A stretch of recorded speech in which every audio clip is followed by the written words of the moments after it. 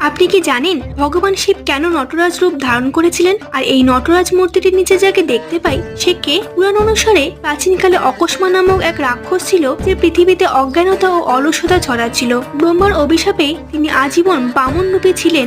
যখন পৃথিবীতে মানুষের মধ্যে অজ্ঞান ও অলসতা অনেক বেড়ে গিয়েছিল তখন মহাদেব সেটি নিয়ন্ত্রণ করার কথা ভাবেন। তবে মহাদেব জানতেন অকস্মারকে বধ করলে অজ্ঞান ও অলস্য পৃথিবী থেকে নাশ হবে আর জ্ঞান সহজে প্রাপ্তি হবে। আর যদি এই অমূল্য জ্ঞান সহজেই প্রাপ্তি হয় তাহলে জ্ঞানের কোনো মূল্যই থাকবে না। আর এই কারণে ব্রহ্মাণ্ডের সন্তুলন বজায় রাখার জন্য মহাদেব নটরাজ রূপ ধারণ করেছিলেন এবং তাণ্ডব নৃত্য নামক অলৌকিক নৃত্য শুরু করেন। অকস্মারকে বধ করে খুব সহজেই মহাদেব তার ডান পায়ের নিচে তাকে স্থান দেন। আর এইভাবেই অজ্ঞান ও অলসতাকে পৃথিবী থেকে নিষ্ক্রিয় না করে তাকে বশ করে রাখেন। আজও পৃথিবীতে নটরাজের যত মূর্তি দেখা যায় সকল মূর্তিতে অকস্মারকে তার ডান পায়ের নিচে চাপা পড়ে থাকতে দেখা যায়।